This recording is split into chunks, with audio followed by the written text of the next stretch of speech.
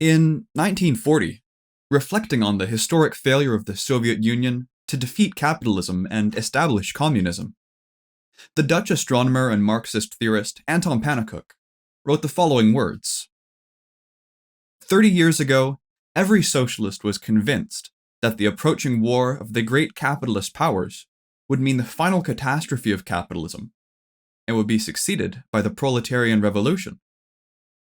Even when the war did break out and the socialist and labor movement collapsed as a revolutionary factor, the hopes of the revolutionary workers ran high. Even then, they were sure that the world revolution would follow in the wake of the World War. And indeed it came. Like a bright meteor, the Russian Revolution flared up and shone over all the earth, and in all the countries, the workers rose and began to move. Only a few years after, it became clear that the revolution was decaying, that social convulsions were decreasing, that the capitalist order was gradually being restored.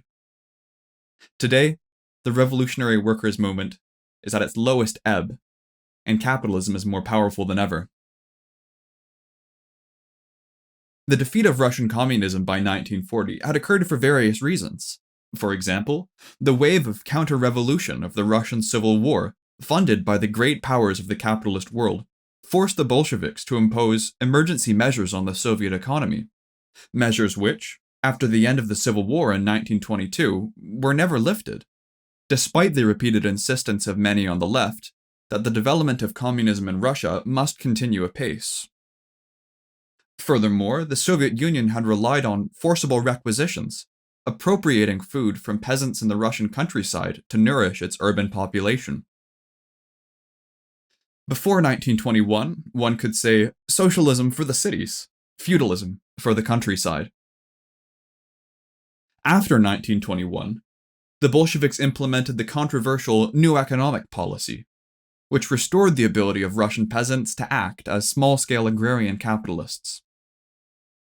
Maybe this was an improvement over taking food from the peasants by force, but a step towards communism it was not. It was now no longer socialism for the cities and feudalism for the countryside, but capitalism for everyone. The Bolsheviks had long known that communism could grow in Russia only if it was supplemented by revolutionary uprisings across the world, especially Germany. After all, there's no such thing as socialism in one country.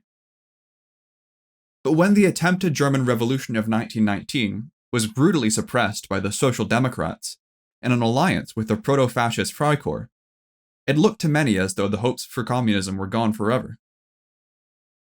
The leaders of the German Revolution, Rosa Luxemburg and Karl Liebknecht, lay dead, with Luxemburg beaten to death and then shot.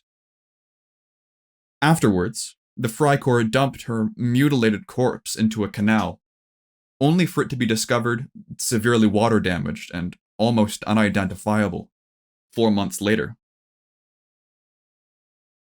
By the 1920s, it was increasingly clear that communism could not be achieved by building an immense bureaucratic state apparatus to administrate the transition. Another path had to be devised. If the Russian Revolution, now under the command of the Bolsheviks, had become a revolution from above, with authority being systematically withdrawn from the workers and imbued into official party offices, what was needed was a revolution from below. Revolution from below means the self-emancipation of the working class. This was the conclusion of Anton Pannekoek, one of the key targets of Lenin's 1920 book, Left-Wing Communism, An Infantile Disorder. In that book, Lenin had derided Pannekoek and his associates for calling for another revolution which would overthrow the Bolsheviks, not in the name of restoring capitalism, but to rejuvenate the transition to communism. "Down with the leaders," the left communists exclaimed. In 1935, Pannekoek wrote what was meant to be a guide for workers in America to overthrow capitalism in their country without repeating the mistakes of the Russian Revolution before them. Today, we are inundated with theories about how to fix our world and escape capitalism. Many of these theories, including those of the Situationist International, follow in the footsteps of Pannekoek and his theory of council communism. For this, Pannekoek begins by asking, When the workers revolt, what is the kind of organization that they build for themselves? At the beginning of the Russian Revolution, he observed that workers banded together and formed councils, non-hierarchical associations which could be assembled as the basis for the incipient democracy. Through these councils, workers put themselves in charge of their own affairs, over how the time of their lives on this earth is divided up and spent. Workers' councils were the ideal form of the self-governance of the downtrodden, and for Pannekoek, they were both the form of organization which could orchestrate the next revolution against capitalism, and anticipations of what society would look like in the world to come. Pannekoek is sometimes accused of spontaneism, or the view that the working class will revolt on their own without any preparations being done to develop their class consciousness. But this is only half true. The abolition of capitalism was, for him, something which only the working class could accomplish. As he wrote in 1935, "Fighting for freedom is not letting your leaders think for you and decide, and following obediently behind them, or from time to time scolding them. Fighting for freedom is partaking to the full of one's capacity, thinking and deciding for oneself, taking all responsibilities as a self-reliant individual, amidst equal comrades." It is true that to think for oneself, to think out what is true and right, with a head dulled by fatigue, is the hardest, the most difficult task. It is much harder than to pay and to obey. But it is the only way to freedom. To be liberated by others, whose leadership is the essential part of the liberation, means the getting of new masters instead of the old ones. But this isn't to say that we shouldn't organize before the revolution.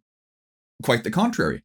What we need is a form of organization which upholds the will of the workers, rather than suppressing it.